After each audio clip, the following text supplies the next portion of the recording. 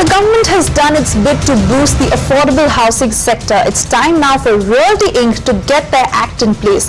That's the word coming in from Urban Development Minister Vankaiah Naidu. My colleague Deepa Rana spoke to him at length about the budgetary allocations, affordable housing push and the future of REITs. Listen in to that big exclusive conversation. I've been joined by the Urban Development Minister Vankaiah Naidu. So thanks a lot for talking to Magic Bricks now. My first question to you is that how is this budget, how will it benefit the home buyers, sir? So it will definitely benefit the home buyer because there are a lot of concessions, rebates, incentives have been announced by the Finance Minister for the housing sector. Income tax exemption has been enhanced. Tax deduction also has been increased. And thirdly, ease of giving approvals also. Ease of doing business and ease of approvals also. And fourthly, with regard to FAR, the states have been given advice also to relax such restrictions also. And with regard to FDI, now it has been liberalized. Area has been increased also.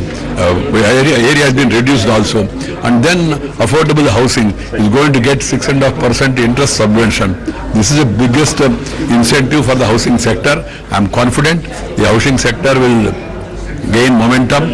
Coming days, central and state together will be moving towards the affordable housing scheme in a more meaningful manner. So real estate developers are saying that 30 square meters in metros and 60 square meters outside is not affordable housing and plus 30 lakhs of the cap which is there. What do you have to say about that, sir? 30 meters, 30 lakhs, it's a reasonable high, everybody is not it. I am not talking about the big or smart housing projects. I am talking about the affordable housing project. It's practically somehow people are happy about it. The real estate sector, of course, they are in business. They will be asking for more. Let us see in future. So also the tax break norms have become a little stricter. What do you have to say about that? So won't it dampen the confidence of the real estate developers? Not at all, because you have made the system more transparent. More incentives have been given. So people will be coming forward to pay tax in a more meaningful manner, because earlier there was heavy taxation. The taxation is not that much heavy as on now. And also the procedure also has been simplified. And returning the excess amount paid also, you have seen the Finance Minister said, if one officer is responsible for delay, then he will be held responsible. First time any Finance Minister spoke in that direction. So the Smart Cities mission, you are told that the Smart Cities can now submit their proposal, revised proposal by 15th of April. So what are you looking forward to now, sir? There are 23 cities and states which could not make it to the first 20. They have been given an accelerated process to give their submit proposals before 15th April. To revise their proposals, update their proposals, learn from others' experience and then improve it. And once they come before the committee will go through it and then they will be selected on the basis of merit. There is no political consideration. Later in the week, builder body CREDAI met up with Urban Development Minister Vankaiah Naidu to table their recommendations on the budget announcements. A delegation led by Getamber Anand, Jaksha Shah, Baman Irani and Shekhar Patel asked that homes up to 90 square meter be brought under the ambit of affordable housing. They also pitched for a hike in IT exemption by another 50,000 rupees.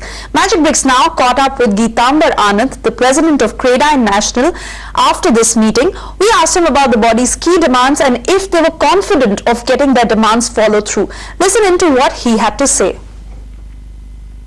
There were no demands as such. Basically, what we had gone to meet the minister was to first extend our thanks for actually looking at housing as a very key area for an affordable housing in this budget.